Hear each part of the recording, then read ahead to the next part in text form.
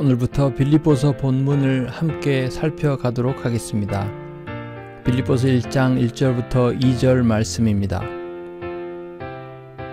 1절입니다. 그리스도 예수의 종 바울과 디모데는 그리스도 예수 안에서 빌립보에 사는 모든 성도와 또한 감독들과 집사들에게 편지하노니 하나님 우리 아버지와 주 예수 그리스도로부터 은혜와 평강이 너희에게 있을지어다.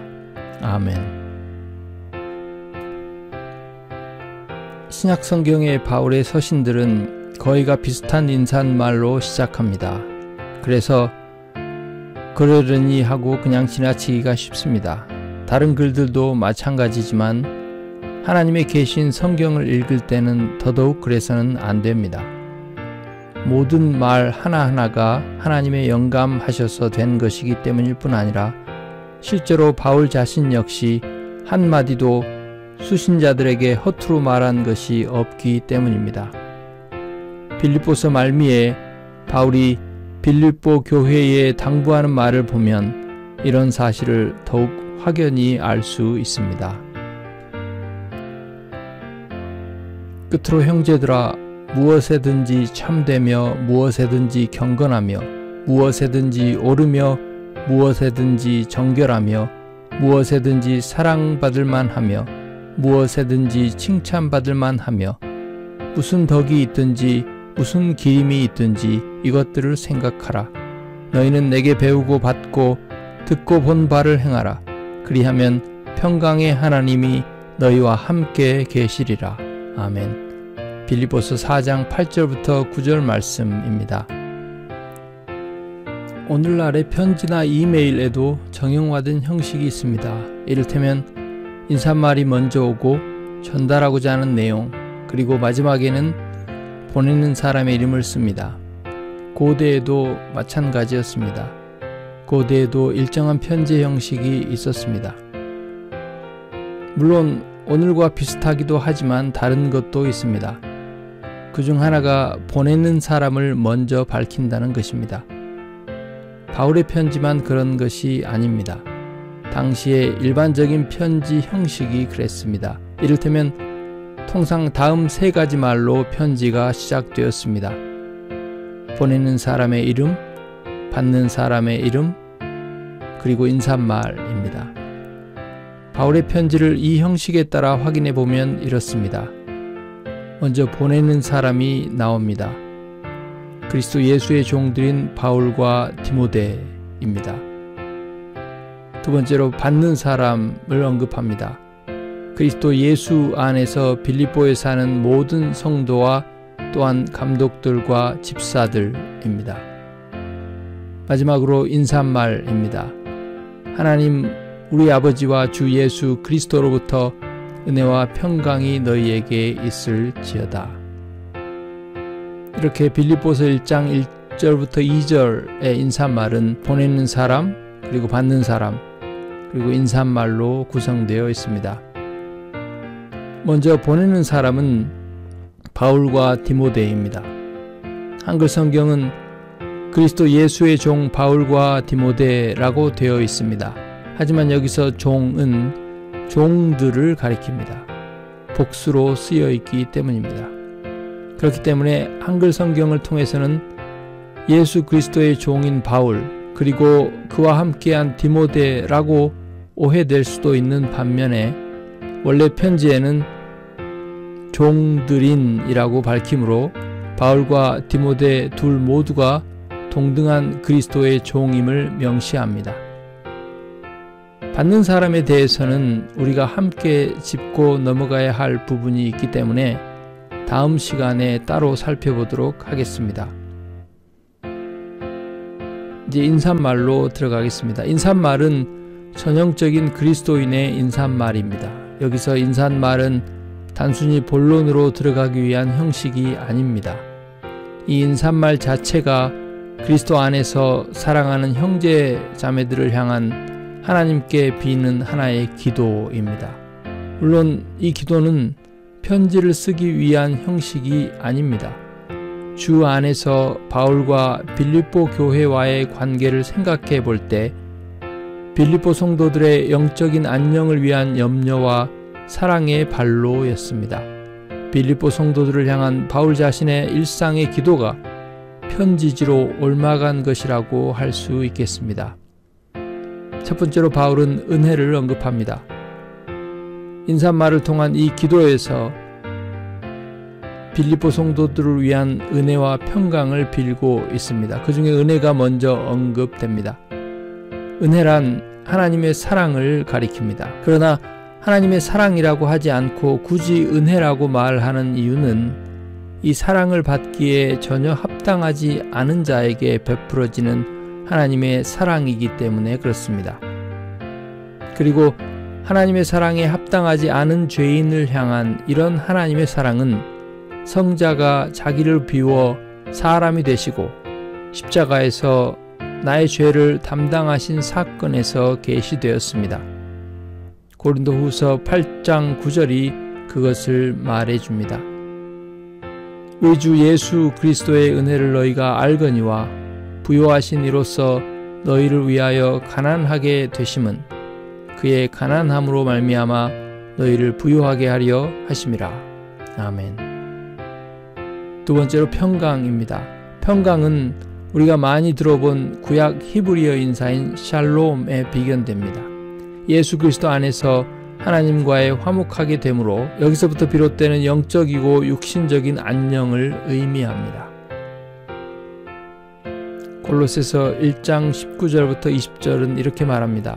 아버지께서는 모든 충만으로 예수 안에 거하게 하시고 그의 십자가의 피로 화평을 이루사 만물 곧 땅에 있는 것들이나 하늘에 있는 것들이 그로 말미암아 자기와 화목하게 되기를 기뻐하심이라. 우리가 누리는 평강의 원천은 다름 아닌 하나님 아버지와의 원수된 것으로부터 예수 그리스도로 말미암아 화해됨으로 시작되었고 또 그 안에서 맛보아져 갑니다. 그 다음에 이 인사말은 은혜와 평강의 원천을 언급합니다. 은혜와 평강이 누구로부터 온다고 합니까? 하나님 우리 아버지와 주 예수 그리스도입니다. 삼위 하나님 가운데 제1위이신 성부 하나님과 제2위이신 성자 예수 그리스도입니다. 당연히 여기에는 제3위이신 성령 하나님이 포함됩니다.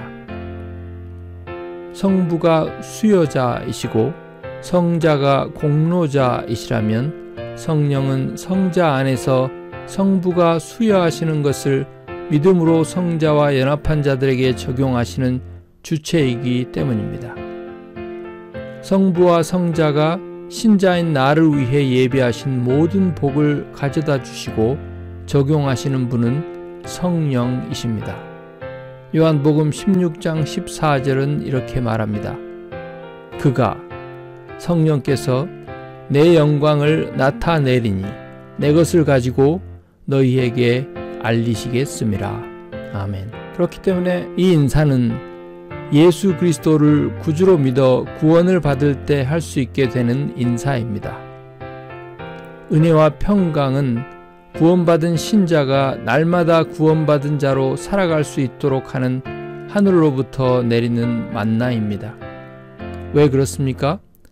예수를 믿고 죄에서 구원받는다는 것은 다름 아닌 하나님의 은혜와 평강을 얻는 것이요, 구원 얻은 신자로 산다는 것은 날마다 이 하나님의 은혜와 평강을 맛보고 경험하고 누리고 간구하는 삶이기 때문입니다. 이처럼 신자가 받는 구원의 착한 일은 삼위 하나님의 역사입니다. 신자가 받은 구원의 착한 일을 예수 그리스도가 다시 오실 때까지 지키시고 성취하시는 것 역시 삼위 하나님의 역사입니다. 너희 안에서 착한 일을 시작하신 이가 그리스도 예수의 날까지 이루실 줄을 우리가 확신하노라. 빌립보서 1장 6절입니다. 지금까지 살펴본 바와 같이 바울이 빌립보 성도들에게 건네는 한 줄에 불과한 이 인사말 속에 그리스도의 복음에 부요하고 심오한 진리가 고스란히 스며 있습니다. 내가 손가락을 살짝 베어 손에 맺힌 피 한 방울에 매 순간 내 심장에서 펌프질되어 나오는 내 육신의 에너지와 생명의 원천이 고스란히 담겨 있는 것과 마찬가지입니다. 그리스도 안에서 이 인사말을 읽는 나에게, 우리에게 성령께서 인사를 건네십니다. 하나님 우리 아버지와 주 예수 그리스도로부터 은혜와 평강이 너희에게 있을지어다. 아멘. 본문의 이런 의미들을 토대로 우리가 몇 가지 생각해 보아야 할 것들이 있습니다. 첫째로 섬기는 삶입니다. 바울이 자신과 디모데를 그리스도 예수의 종으로 소개합니다. 여기서 종은 노예를 말합니다. 자신의 존재를 포함한 모든 것이 자기 자신의 것이 아닌 다른 누군가의 소유인 사람들입니다. 신자들에게 이 다른 누구란 누구입니까? 다름 아닌 우리를 피로 값주고 사신 예수 그리스도입니다. 그렇다면 예수 그리스도의 종으로서 예수 그리스도를 우리의 삶에서 어떻게 섬길 수 있습니까? 성경은 그것을 무엇이라고 말합니까? 승천하시고 우리 눈에 보이지 않는 그리스도를 어떻게 섬기는 것으로 말합니까? 로마서 14장 17절 18절은 이렇게 말합니다. 하나님의 나라는 먹는 것과 마시는 것이 아니요 오직 성령 안에 있는 의와 평강과 희락이라. 이로써 그리스도를 섬기는 자는 하나님을 기쁘시게 하며 사람에게도 칭찬을 받느니라. 무엇으로 그리스도를 섬긴다고 합니까? 의와 평강과 희락입니다. 로마서 14장은 그리스도의 공동체 안에서 오히려 의와 평강과 희락을 저해하는, 그리스도를 섬긴다는 명목으로 의와 평강과 희락을 저해하는 것을 책망하는 대목입니다. 여기서 사도 바울은 바로 이런 의와 평강과 희락으로서 그리스도를 섬긴다고 합니다.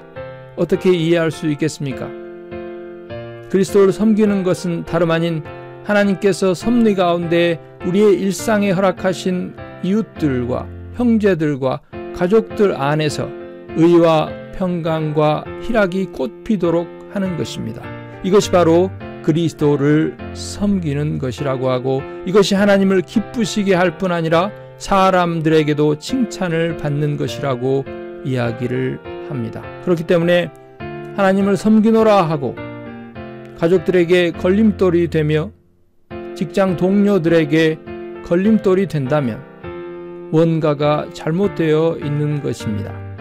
성경에서 섬김은 그리스도의 새 생명으로 거듭난 신자의 삶의 핵심이라고 말합니다. 우리의 머리요 주 되신 예수께서 친히 최고의 섬김으로 모범을 보여주셨습니다. 우리가 이 사실을 깨닫게 되면 그때부터 섬길 거라고 이야기하신 것이 아닙니다. 우리의 선택에 맡겨둔 것이 아닙니다. 명령입니다. 다시 말합니다. 우리는 그리스도의 종입니다. 우리의 존재부터 시작해서 그 존재에 포함된 모든 것 하나하나가 우리의 것이 아닙니다. 우리의 주인 되신 예수 그리스도께서 우리로 섬기라고 하십니다. 그러면서 자기 자신을 친히 섬김의 모범으로 제시하십니다. 요한복음 13장 4절에 친히 저녁 잡수시던 자리에서 일어나 겉옷을 벗고 수건을 허리에 두르시고 제자들의 발을 하나하나 씻겨주시는 모습이 나옵니다. 그리고 나서 하신 말씀이 무엇입니까? 내가 너희에게 행한 것 같이 너희도 행하게 하려 하여 본을 보였노라. 이렇게 말씀하셨습니다. 그리고 이것을 알고 행하면 복이 있으리라고 하십니다. 요한복음 13장 17절입니다. 무슨 세족식 하라고 시전하신 것이 아닙니다. 우리에게 행하라고 주신 의식은 단 두 가지, 세례와 성찬뿐입니다. 그 외에 다른 모든 모범은 의식으로서가 아니라 일상에서 우리의 삶을 채우는 것으로 24시간 365일 우리가 본받아 행해야 하는 것입니다. 우리의 피부와 살이 분리될 수 없는 것처럼 우리의 삶이라는 피부는 이런 섬김의 일상으로 채워져야 합니다. 가정에서 남편으로서, 아빠로서 나는 내 아내와 자녀의 필요를 돌아보는데 민첩합니까? 그런 모습으로 머리이신 그리스도의 섬김을 희미하게나마 가족들 앞에 그려내고 있습니까? 아니면 오히려 그 반대로 섬김을 기대하며 섬김을 받는 것에 길들여진 것은 아닙니까? 하나님의 말씀을 따라 살기보다 전통적인 가치와 제도 가운데에서 일상을 살아가는 것이 아닙니까? 내 가정에서 일상이 되지 못하는 사람의 소위 말해서 교회에서 하는 봉사나 섬김은 행사나 이벤트는 될지언정 내 삶에 체화되어가는 하나님의 은혜의 증거로서의 섬김은 될 수 없습니다. 하나님 나라에서는 섬기는 자가 큰 자요, 가장 낮은 자가 가장 큰 자입니다. 세상에서는 섬기는 것도 높아지기 위한 방편으로서의 섬김이지요. 세상에서는 낮아지는 것도 높아지기 위한 낮아짐이지요. 하지만 하나님 나라에서는 그 반대입니다. 머리가 되는 것은 다름 아닌 섬기기 위함입니다. 섬김이 최종적인 목적입니다. 아내의 머리로, 자녀의 아비로 사는 것은 그렇게 그들을 하나님이 주신 권위를 따라 섬기기 위함입니다. 세상에서는 높아지는 것이 최종적인 목적이고 그 목적을 위하여 낮아지는 것조차도 방편으로, 수단으로 사용됩니다. 그러나 하나님 나라에서는 낮아지는 것, 섬기는 것이 최종적인 목적입니다. 높아지는 것은 다름 아닌 낮아지기 위한 방편일 뿐입니다. 이것이 하나님 나라의 질서요 가치입니다. 아무리 피곤하게 일하고 퇴근했더라도 아내의 하루가 어땠는지, 아내의 필요가 무엇인지를 먼저 궁금해하고 물어보십시오. 그리고 아내의 필요가 있으면 자신의 필요를 부인하고 아내의 필요를, 자녀의 필요를 채우기 위해 또 몸을 움직이십시오. 하나님과 동등됨을 취할 것으로 여기지 않으신 주를 본받는 이런 자기 부인이 일상에서의 작은 하지만 진정한 섬김의 시작입니다.